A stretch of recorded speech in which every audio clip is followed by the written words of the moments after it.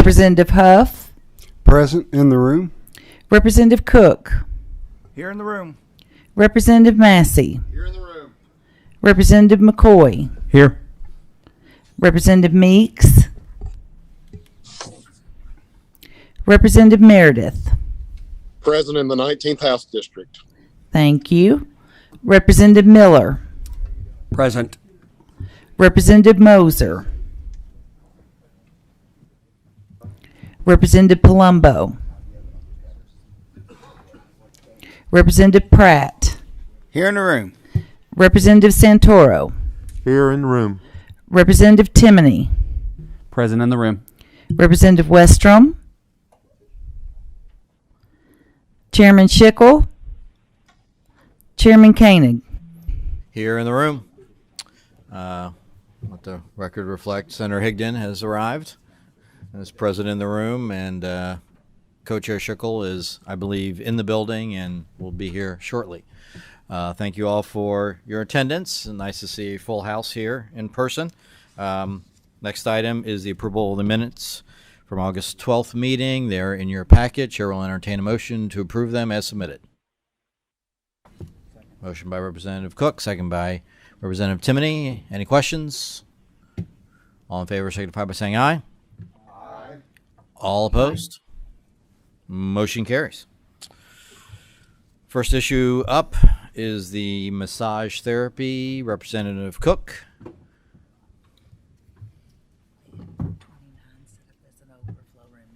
All right, we have 129 set up as an overflow room. If anybody would like to go there and watch the proceedings. Representative Cook, the floor is yours. Please. Morning. Thank you, Mr. Chairman. Thank you, committee.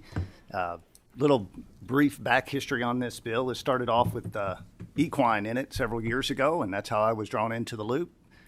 Equine's been taken out, but I'm still here. So this is actually very important work that we're doing on this. And a big part of this is cleaning up the bad actors that are involved in the massage therapy. And kudos to the Massage Therapy Association for coming to us and working with us for wanting to take action on this. So we passed this bill last session with the help of the Attorney General's office, who actually came to us wanting to add color photos and a background check to it. And we passed that. The FBI was, and I'm going to let Ms. Wagers go through that and give a little bit more detail.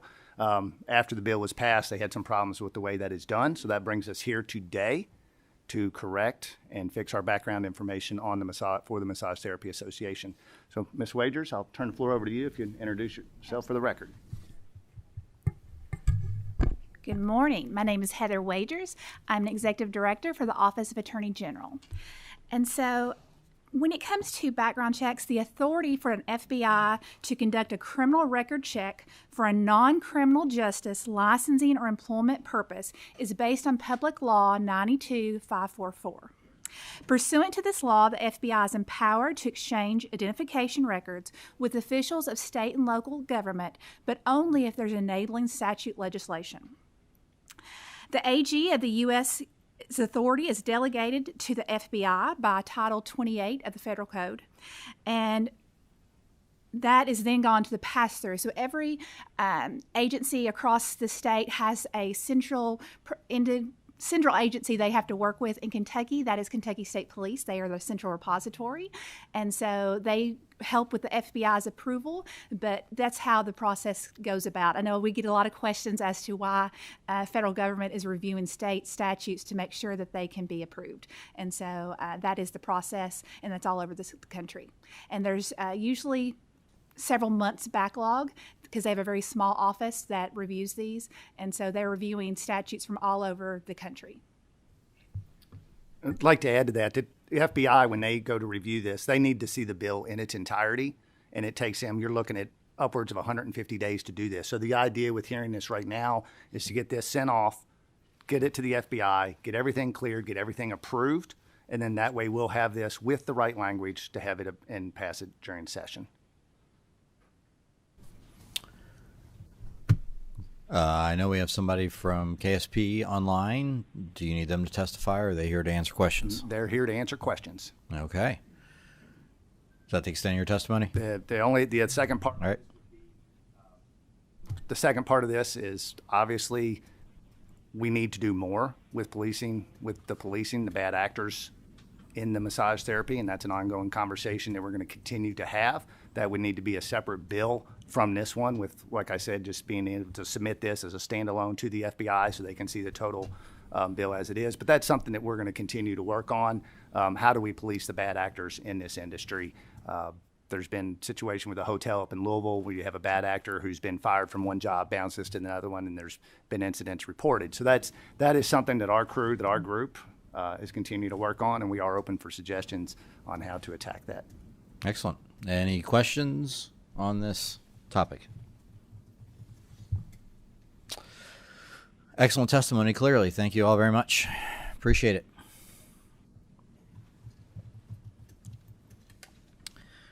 Next up, audiologists and specialists in hearing instruments. Adam Haley. And is Greg here to testify? Yep. All right. Appreciate you all coming. Representative Thomas has been working on this diligently.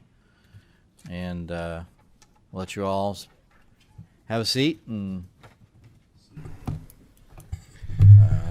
Good morning, ahead committee. And please have your guests introduce themselves at the correct time.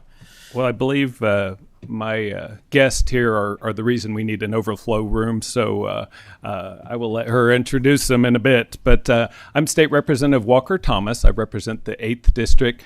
And over the last 5 years, what I've learned is when you have this many people that are here supporting and some having some concerns here, that you just get out of the way and let them speak. So I'm going to do so and let them introduce themselves and let them continue on. I'm going to vacate my seat, but I'll be here if you need any questions. Good morning, committee. My name is Adam Haley, and I'm the Executive Director of the Kentucky Academy of Audiology. Good morning. I'm Dr. Casey Roof. I'm an audiologist with Jefferson County Public Schools. I'm also a professor at U of L, and I've been teaching for about 7 or 8 years. And like Representative Thomas said, I've got a lot of students here that are here with me in support of what we're here to talk about today. And specifically what we're here to talk about is a piece of legislation that we've been working on for a couple years and recently have discussed some proposed changes. So we wanted to get back in front of the committee and discuss the issue in detail and then maybe solicit any questions you all have. But as you may have seen in your packet, Kentucky has 916,000 residents with hearing loss, which is approximately 20% of our population. And currently we have about 200 licensed audiologists in Kentucky that can help them. But unfortunately, in one particular regard, Kentucky's a little bit behind other states in the nation in that audiologists are required to hold not only their audiology degree, which is our audiology license, but a license to dispense hearing aids in order to practice to their full scope. This is not the case in most states. In fact, our research, depending on if it's by opinion or statute, there's 7 to 9 states that have a requirement. But the rest of the states, it's recognized that audiology can dispense hearing aids because it is well within their scope of practice. It is part of the testing they have to take to actually graduate with an audiology degree. Even under Kentucky statute existingly, one part of the scope is audiology includes habilitative and rehabilitative programs, including hearing aid recommendations and evaluation. But the actual dispensing of hearing aids is licensed under 334.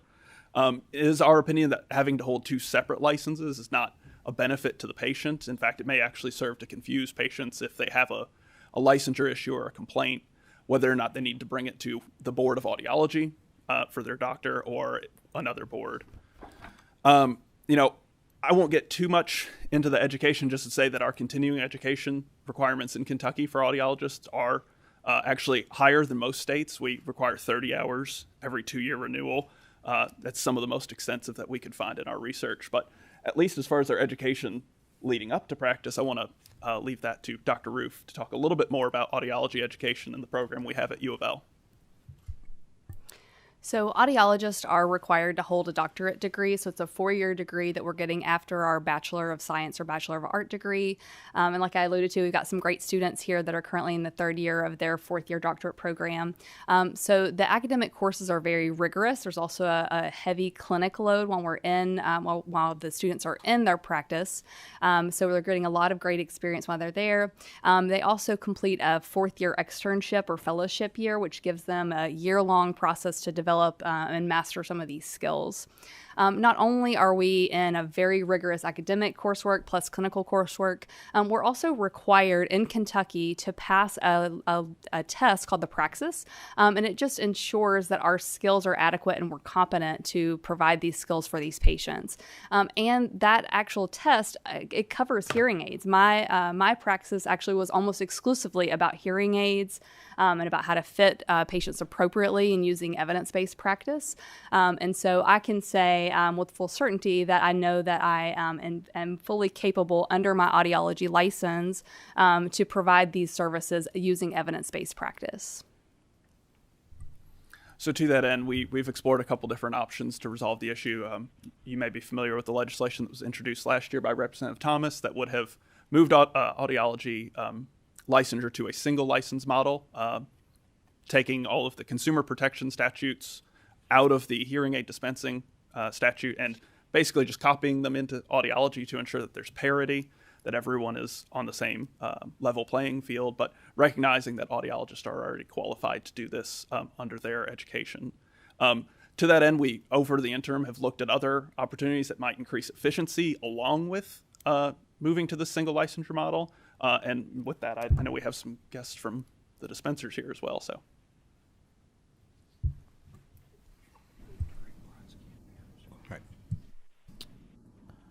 Have you covered everything you want to cover before we bring up Greg? And yes, sir. I'm open to any questions, or if you'll want to hear from yeah, let's. Mr. Chairman, would you mind if all these students drove over from Louisville? Would you mind if they come and at least introduce themselves? Just walk by a mic? How many are we talking about here? 140. No. I think there are 6. 6 of them, so it won't take too long. Putting them on the spot here. Sure. Thank you, sir. Is the mic hi. turned on? Okay. So, yeah, I know. Here. Right. I'm Elizabeth Medlock. I'm a current 3rd year, so I'm actually heading to my externship next year, which is out in Corbin, Kentucky. So excited to stay. Excited. We're the only audiology program in the entire state, and so being here means a lot because we really care about what we do. Myself and everyone else that's about to speak, we all just took the Praxis, and it did, in fact, have a lot of hearing aids on it. So we can tell you we've done a lot of certification, and we've done a lot of school, but really excited to be here. Thanks for having us.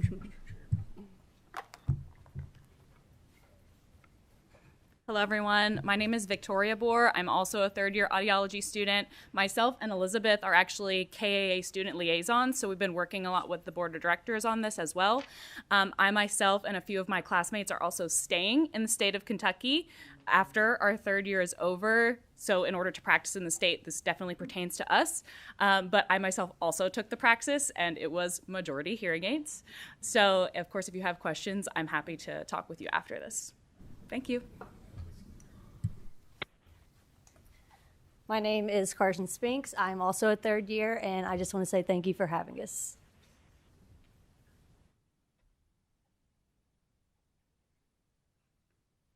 Hi, my name is Meredith Del Castillo. I'm a 3rd year. Thanks for having me. Hi, my name is Stacy Gerard. I'm also a 3rd year. Thank you so much for having us. Hi, my name is Maggie Spiegel. Thank you so much for having us. I'm a 3rd year as well. All right, and we appreciate your all's interest in the process of government, and when you're a licensee, I'm a licensee in another field, but the government of business will always be part of your business. So I hope you stay engaged once you get across there. And Greg, welcome. Please introduce yourself and your guest for the record, and go ahead. Thanks, Chairman Koenig and members of the committee. My name is Greg Brodsky. I am the Government Affairs Consultant for the Hearing Aid Association of Kentucky. And with me is Steve Clark. I'll let Steve introduce himself for the record. Good morning. My name is Steve Clark. I'm the past chair of the Hearing Aid Licensing Board for Kentucky and a member of I'm on the board for the Hearing Aid Association of Kentucky. And we also have several members here. I think some are a little bit hidden, at least to me. Farron Blakeman, Greg Thompson, and see, I'm leaving somebody out. Oh, you got it. Is that it? Okay. I think that's everybody. A little bit of introduction on the association. We were formed in 1967 as a 501c6 organization. Our mission is to promote and uphold the welfare of the hearing impaired, establish communication between hearing healthcare professionals, and promote best practices and address matters affecting hearing aid dispensers within the Commonwealth. I thought we'd give you a little bit of an overview about KRS 334, which is the current law, and I think Steve's better equipped to do that. And then we'll talk a little bit about the issue as we see it. So, Steve. Thank you. Originally, KRS 334 was created in 1972 when there was a need across the country to meet the state laws that govern the sale and fitting of hearing instruments. At that time, the FDA created a set of guidelines and rules that everyone dispensing hearing aids must obey, but they didn't offer enough protection to the consumer. KRS 334 was written by a group of consumers, hearing instrument specialists, audiologists, lawyers, and hearing instruments representatives. The objective of the authors of the Kentucky law was to have one of the strongest consumer protection laws available in the country. Through the years, the statute has been updated, amended, and many regulations have been added as necessary, but the law still remains, more than anything, a consumer protection law. Currently, anyone in the Commonwealth that wishes to sell hearing instruments must be licensed under KRS 334. This ensures that the Licensing Board for Specialists in Hearing Instruments, which is made up of hearing instrument dispensers, dispensing audiologists, consumer, and physician, retain the ability to oversee the selling of hearing instruments to the consumer. We agree that the need for more hearing aid specialists is real, considering the number of baby boomers entering the market every day. It shouldn't matter whether they are audiologists or hearing instrument dispensers, as long as the training, education are stressed and the consumer is protected, which perhaps makes the need for us to work together even more important. It's hard to understand why a law that has worked so well with so few consumer complaints needs to be changed to exempt someone from those laws. Hearing Aid Association of Kentucky is anxious to work with the audiologists at KA to come up with a resolution to make both sides happy, but the goal of our association is to make a strong law, to maintain a strong law that protects the consumer and doesn't add confusion. I should add that the dispensers are an important part of the hearing health equation. We currently dispense about approximately 50% of the hearing aids in the public market. And as Steve mentioned, the need for those services is going to continue to grow as the baby boomers age. Let me talk a little bit about the issue from our standpoint. I think what we want out of this is to maintain a strong consumer protection law, and also that allow dispensers to continue to practice as independent professionals. We're going to need dispensers to do that. They provide needed access points and to care and increase consumer choice. Currently in Kentucky, audiologists are required to take the dispensing exam and abide by the consumer protection provisions under 334. The legislation in the past 2 years would delete these requirements and insert the consumer protection provisions into the audiology statute. I think that Adam had mentioned that. Their statute is KRS 334A. I think the fundamental difference is really how the consumer protection law is enforced. Last time we were talking about two separate boards versus one board, and I think from our standpoint, we think that one board provides more consistent enforcement and is more cost effective. We are open to some other suggestions, though. There have been a number that have been thrown out there, and I think, as Steve mentioned, we want to work with the audiologists. We're actually working on trying to get a meeting in the next couple of weeks to start the process of resolving our differences. I don't really believe we're that far apart, but we'll see. And I think, unless you have anything else or there's questions from the committee, we're done. All right. I'm glad to hear that you're feeling like you're might be close. Senator Thomas, I see. I just had to get a few words out of my mouth first. Thank you. I want to be clear about something. and I'm trying to think of the perfect analogy, and I think I have it. Okay, I'm a lawyer. I'm licensed, as Chairman Koenig said. A lot of us have licenses here. I'm licensed. What we have now is a system where if I was a lawyer, and I passed the bar, okay, I could get a license. You could have two separate licenses. A license where a lawyer could draft contracts, draft wills, and that would be one license. And then I had to get a separate license. I wanted to go into court and argue cases. Okay. Now, if I've gone to college for 4 years and I've gone to law school for 3 years, to me, my thinking is it makes no sense that I have to get two separate licenses, one to draft documents and then another to go to court. Okay. I just don't understand why these audiologists who have to get all of this training and education and pass a test, like I do as a lawyer, you got to pass a bar exam, have to get two separate licenses to be able to one practice audiology and then dispense hearing aids. It seems that one license with all that training, with having to pass a test, is sufficient. Explain to me why you have to have two separate licenses. Explain that. Logically, it doesn't make sense to me. I think, well, first of all, one of the things we've suggested is that the particularly with the doctorate of audiology, that the AUDs would not have to sit for the dispensing exam. I think from our standpoint, the enforcement part of it is really it's the consumer piece of it that needs to be factored in as well, because when you buy a hearing aid, and you can if I misstate this, you're given in essence a copy of the Consumer Protection Law, layman's version of that, and it talks about your rights under that, and you basically get to try it. Why don't you? Yeah, just things. He's talking about the 30-day right to cancel, things like that. From our standpoint, the reason for dual licensure is not as complicated as it seems. We 100% agree that the audiologists are qualified to fit hearing aids, no doubt about it. And that's why we feel like that perhaps they don't have to have examination. However, we do feel like that anyone that sells to the public has to follow our consumer protection law. And it just, the ability to just say that, well, out of school, they've been fitting hearing aids through school. They fit them as part of their praxis, but they don't sell. They don't deal with the consumer. They don't deal with the public and following with the contracts and the delivery statements and the follow-up and the advertising and everything else.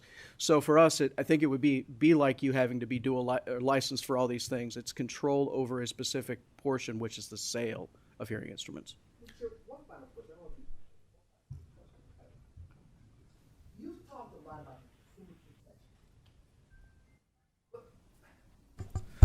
Thank you. Okay. and Damon, I always want to hear what you have to say too. So the feeling is mutual. Okay. But all people who receive license, and again, I'm talking about lawyers, we're subject to consumer protection laws as well. You know, if we mistreat our clients or do something bad, then we can be reprimanded, we can be suspended, we can be disbarred. So I don't see why that consumer protection piece, if you had just had one license, wouldn't apply to audiologists as well. If they did something that violated the consumer, they could be reprimanded, they could be suspended, they could be disbarred. Senator Thomas, to our colleague's point earlier, I agree that Kentucky has outstanding consumer protection statutes in place that, as they mentioned, were written largely in the 70s. And just a point of history I didn't touch on earlier, but at the time when those statutes were written, audiology was a master's level profession. It was a diagnostic profession. But since then, actually as of 2007, the degree required to become an audiologist has become a clinical doctoring degree, the AUD. So it is our opinion that consumer protection, while important, and as I mentioned earlier, we took a lot of those statutes in our previous proposal and made sure that we copied them word for word over to our statute. It's our belief that since the initial passage of that law, the practice has changed, the scope has changed, and their education has changed such that the most appropriate venue, should a patient have a concern, there's a patient safety issue, would actually be the Board of Audiology. I'll just say too. I'll just add too that if I can, that this is really the kind of the main sticking point. It's what we're really going to try to work on to resolve between now and the start of the session, and I think we can get that done. I like to hear that. I appreciate that. Is there any further questions before Representative Santoro, one Thank of those you. baby boomers? Who don't use this service as of yet? Yeah. Can you buy this stuff online? I mean, can you buy them online?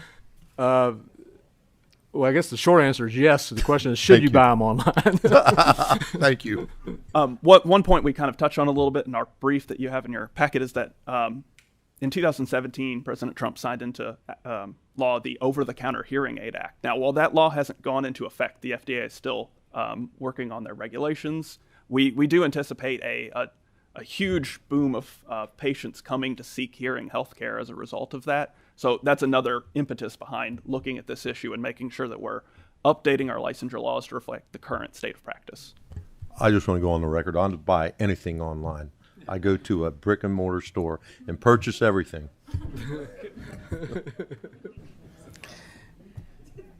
Anything else before the chairman asks a question or two? All right. First of all, I appreciate you only mentioning baby boomers, but us Gen Xers are starting to feel like we might need some of those products here before long. I'm speaking for myself, leader there. And Mr. Clark, on your comments, strong consumer protection is important, but effective consumer protection is really what we're looking for. And we've done a lot in this committee in the last 5 years with the help of co-chair Schickel, and I shouldn't say help, I should say equal participation, if not more, from the Senate in trying to reduce barriers to entry so that people can work and that we can have effective but not onerous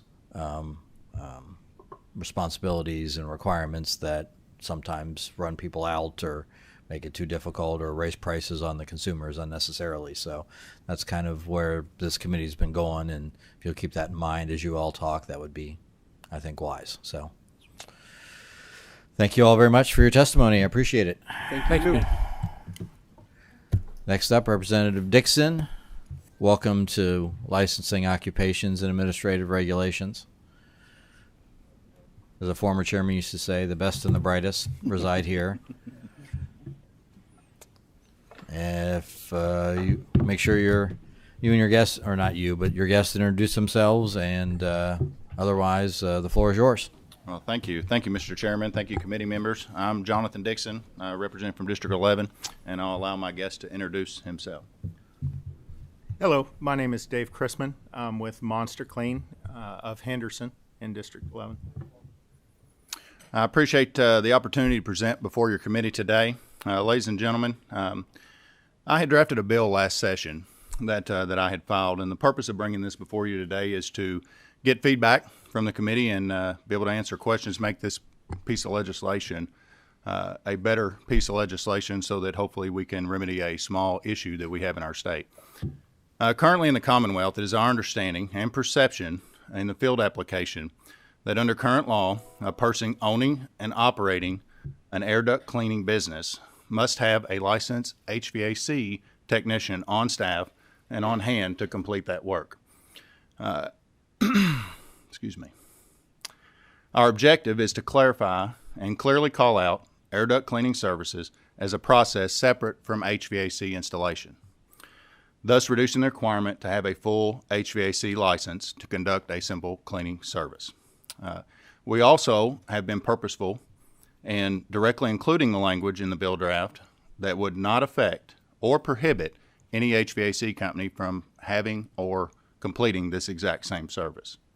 I would also like to allow my guest the opportunity to speak before the committee today to give a real-world experience of some of the situations he's run into as an owner of a cleaning business. Thank you for the opportunity.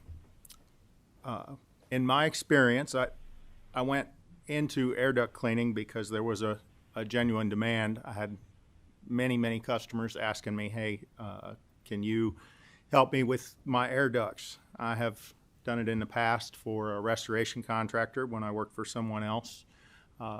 The licensing board and the state inspector did not give me clear direction in regards to what was required in licensing when I went into it. We are across the river from Indiana. Indiana does not require any type of HVAC licensing as long as we don't manipulate the refrigerant charge in the air conditioning system. So I have been cleaning in Indiana for about a year and a half.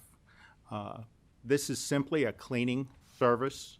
We do not remove or replace any mechanical components. We don't manipulate the air conditioning charge in any manner whatsoever. I have a master HVAC contractor that I work closely with so that if I find a problem, I can refer the customer to him to allow it to be repaired. Does the committee have any questions that I could perhaps answer for That you? all your testimony? That is all of our testimony. We appreciate the time and consideration for this issue. This is an issue that we're looking to address because as Dave very well owns a company that provides this service, this is something that our state, I think there's other cleaning companies, and knowing other cleaning companies across our state that are currently in the same situation. So we do appreciate the committee's consideration, and we'll be happy to answer any questions if there are any, Mr. Chairman. Co-Chair Schickel.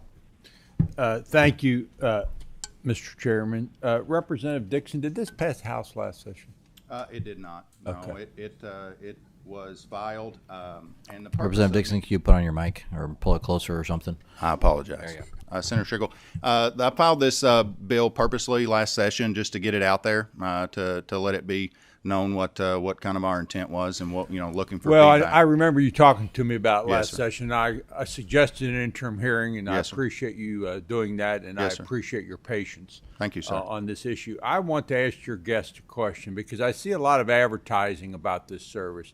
Explain to me generally what exactly is it that you do when you clean an air duct system, let's say in a house that's not more than 40 years old.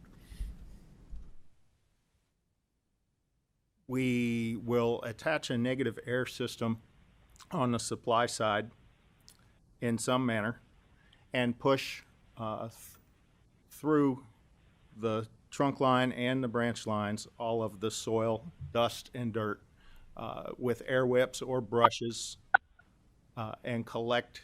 We're pushing it towards the negative air machine that is using 2 to 3 HEPA filters to collect all that dust, dirt, and debris out of the home. And then we will do the same thing on the return side. So you actually run some sort of object through the system, not just the air, not just the reverse air.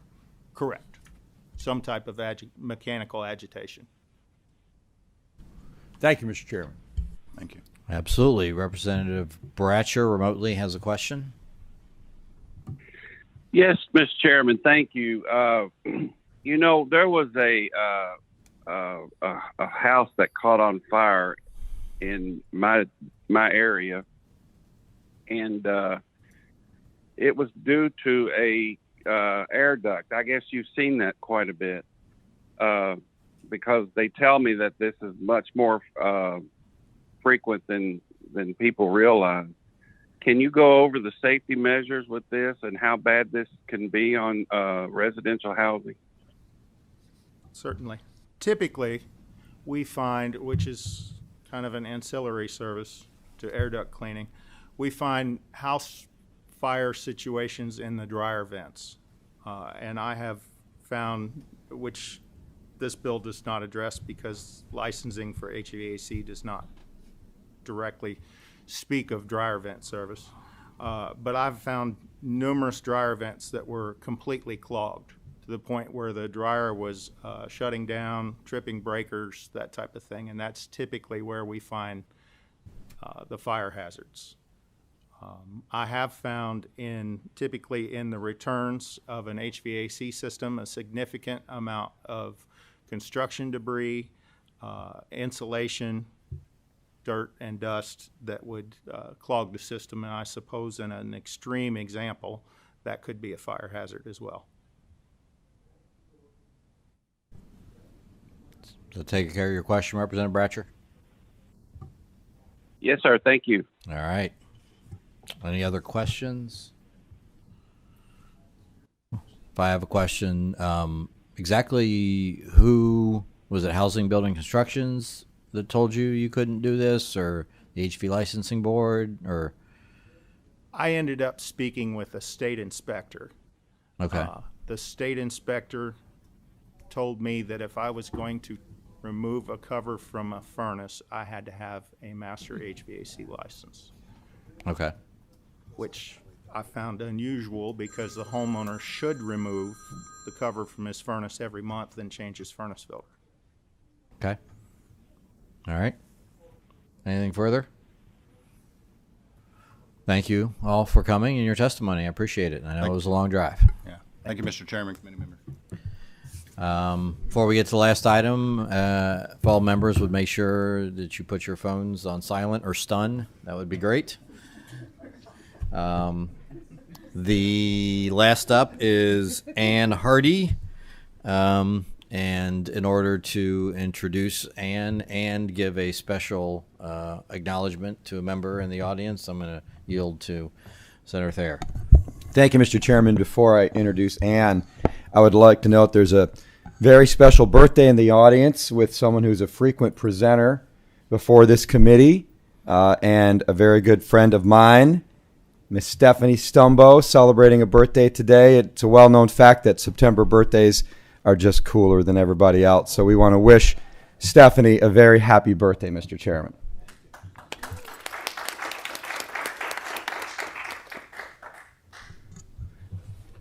Thank you, Mr. Chairman, and I appreciate you granting my request to have Ann Hardy from Horse Country come before the committee. We talked about it in the context of our parimutuel taxation task force, but I appreciate your suggestion to have it come before this much larger and very friendly committee.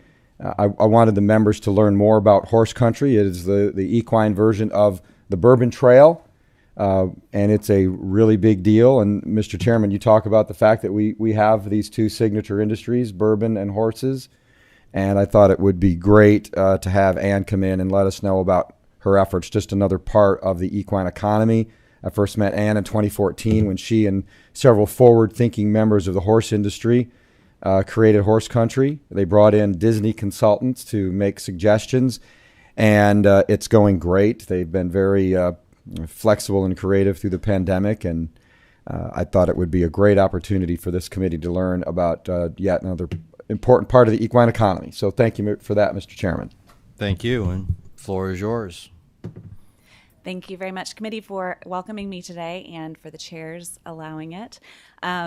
Within the Kentucky Horse Country effort, as Senator Thayer has said, there is just a wide range of equine-related folks that are participating with us. So I did share just a fun sort of infographic with you all that I'll go through and just highlight some of the participants. So Horse Country was started in 2014 as a nonprofit organization. We are categorized as a C6, and so we are an association much in the same way that Senator Thayer indicated with the Kentucky Bourbon Trail is organized, but we are unique in that we are completely separate from other organizations that you all might spend more time with, like the Kentucky Distillers Association, the Kentucky Thoroughbred Association, Kentucky Thoroughbred Owners and Breeders, etc. But within our group of members of 40, we have farms, clinics, a feed mill based in Lexington, industry organizations, including the Breeders' Cup, Keeneland, the Jockey Club, folks that are really vested in this interest. And in fact, the 2014 start was largely supported by the Breeders' Cup being held in Lexington in 2015, and it will return to Lexington in 2022. So we're very excited about that, of course. Many of you all on this committee do touch members of Horse Country, as we are represented in Fayette, Woodford, Jessamine, Oldham, Scott, and Bourbon counties. So I see among you all my legislators and legislators of my members. They send their greetings and appreciation for your service. in the course of these 7 years that we've been operating, we've brought through tens of thousands of guests. And had not 2020 been what 2020 was, we would have really had our best year ever. We were growing at 45% year over year. And of course, that was slapped down just a bit. But of course, those guests, I think, are really important for you all to know who they are and how they interact with Kentucky. 75% of our guests are from outside of the Commonwealth. So these are folks who are coming in from completely outside of the state and learning about this signature industry, spending their time here with us, and of course their dollars, because tourism dollars are pretty easy dollars to service. The average stay of our guests is 4 days, and that's often over a long weekend where they are also spending money at other attractions, bars, restaurants, hotels, etc. And I share our Net Promoter Score because if you match it up against just about anything else out there, including spirits and sports, a 91 Net Promoter Score is just exceptionally high and has been persistently high because the quality of experience that our members are committed to is very strong. And we measure it before and after, so they are always happier after, which is a great thing to keep in mind. As I've mentioned, 2020 was certainly a strange year to be operating in tourism. Not only was it financially very challenging, as a mission-based organization, we really wanted to make sure we found ways to continue connecting guests to the horse, to the industry, to the land, and the people who staff the many jobs that are impacted in the Commonwealth. So on March 13th, I sent my staff home, like probably many of y'all did, and said, be prepared for a couple of weeks out. And by the time the weekend was out, I think we were all looking at how things were going to be different for a little while. And in fact, Claiborne Farm in Representative Cook's district on the 17th, on St. Patrick's Day, hosted the very first virtual tour. And that was a Facebook live stream, on the kind of Wi-Fi and cellular network you'd expect out at a farm, hosted. I think Kevin was the guide and groom that hosted. And that really kicked off what was a tremendous outreach to millions and millions and millions of people all across the world. Healthcare workers that were out of work, all of classrooms and schools and kids that didn't have a thing to look at those few early days. And then really, as we started to reopen after the governor allowed us to do so in very small groups, outdoor, masked, I think we started to see something really incredible, which was a change in the kind of guests that had come. So these were folks who had attended virtual tours and who loved experiencing that, wanted to experience it in person. They are also spending more, and they are less aware of the horse industry. So we measure all of those transactions and how they engage with the experiences. These folks are booking private tours, higher elevated experience tours, spending more time with us and more dollars, importantly. Horse country, of course, is just one very small part of the horse industry in general, but we do get to be one of the very fun parts. It would be, of course, I would be remiss if I didn't share the greater part of the industry that we're a part of. You all know that the Keeneland sale probably, is going on right now, coming to a close. And in fact, it has been a really tremendous year. I think everyone in the horse industry and at Keeneland and Fasig-Tipton was pleased to be able to conduct sales in 2020. But as of day 6 at Keeneland, they did exceed the gross that was sold in 2020. And as of the close of last night, there was $339 million that was transacted at that Keeneland yearling sale. This is a tremendously important industry. And one of the things that I think is really important is as I've spent time at the sale, just meeting and greeting and spending time with my members, in the course of the pandemic, there have been several large buyers, big players that will come in and usually spend $20 million, some big names that we can probably think of. Those folks really have not participated in the same way in 2020 and 2021. And seeing the numbers that we have with unique buyers, there were $15 million horses that were transacted at the sale. Those were 13 unique buyers. And I think it's really important to note that those folks who are coming in purchasing the $1 million horses, but also other horses that maybe even lower level, that is a unique and growing pool of people who feel confident about purchasing those horses and taking them out to the track, in part because of HHR and the purses that they know they'll be able to achieve when they go racing. So that's a very important thing to consider. And then, of course, we're also a part of the tourism industry. The horse industry, as you all I'm sure know, a $6.5 billion impact on Kentucky.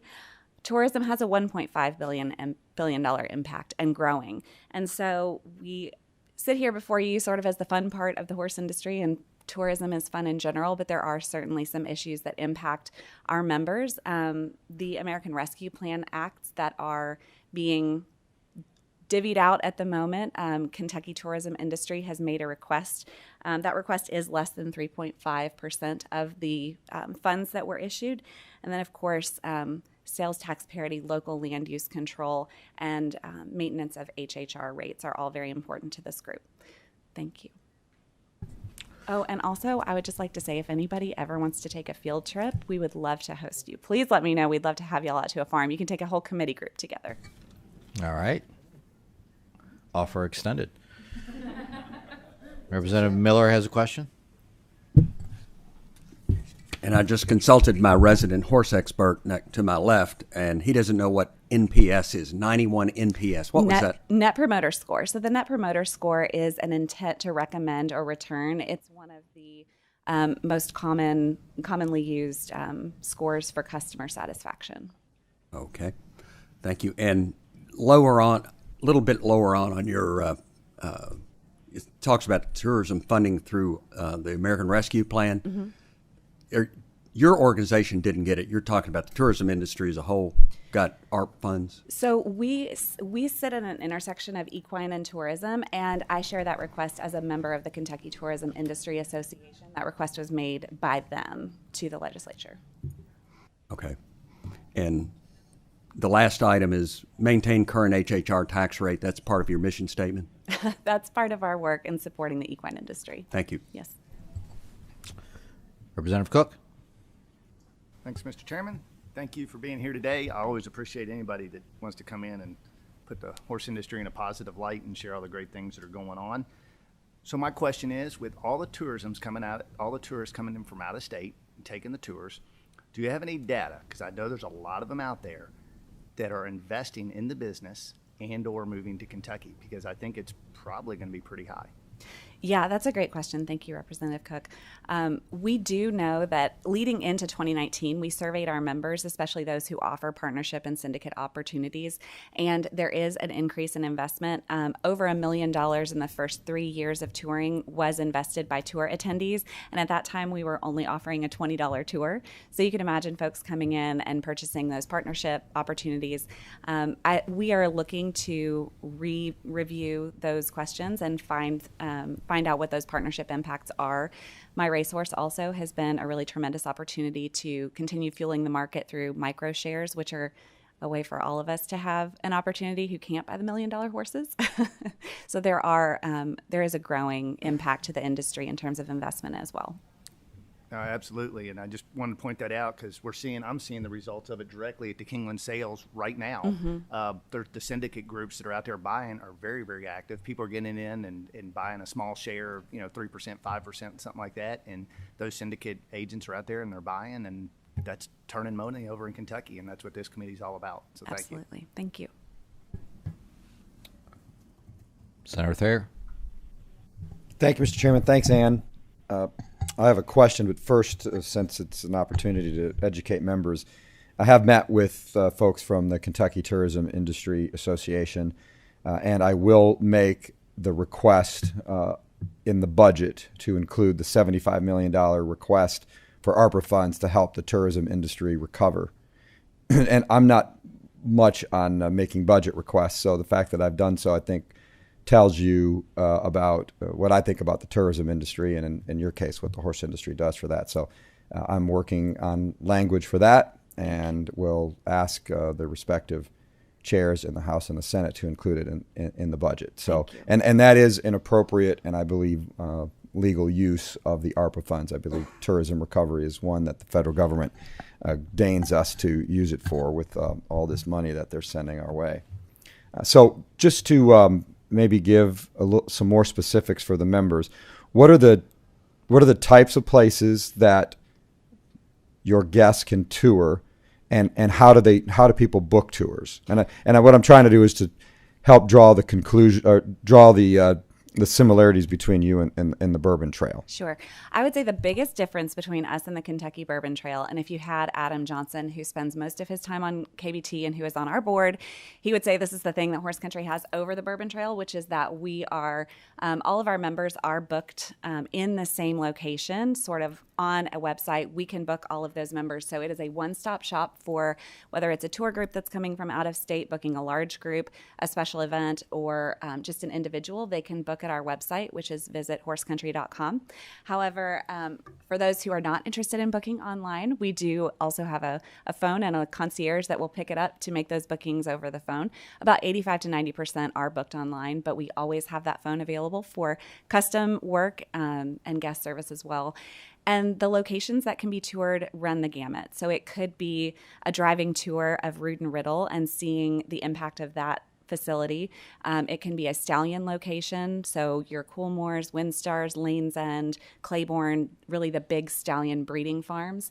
There's also an opportunity to visit at nursery locations, so that's one of my favorites because you can touch them and the stallions are like, back off. But the mares and foals are available, and it's not only thoroughbred. We do work with Thoroughbred Aftercare Alliance accredited aftercare facilities that are caring for off-track thoroughbreds and other breeds and then adopting them out or providing them sanctuary. And sport horse facilities as well. Spy Coast, which you all may have met with Lisa Laurie at some point. She's really a dynamo and they participate as well. So it's really a holistic look at the horse industry and the first time that what has been an industry that's a bit insular and difficult to access has made a true effort to open the gates, welcome people in, invite them in, and share some of what is a really special thing about Kentucky. Anything further? Thank you for coming and talking to us. We appreciate it. Before we adjourn, fellow members, our next meeting will be Thursday, October 21st. 11 a.m. right here in room 131.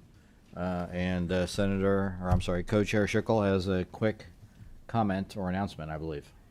I do, Mr. Chairman. I have a very important announcement. I'm happy to make it. Well, one of the things I've missed the last couple of years is our committee getting together for these delicious luncheons after our meetings. So, and I've really missed out a lot, but I'm happy to report that next month, after the meeting, we are going to have a delicious lunch put on by the Kentucky Distillers Association at their headquarters upon adjournment of the meeting, and all of the committee is invited, Mr. Chairman.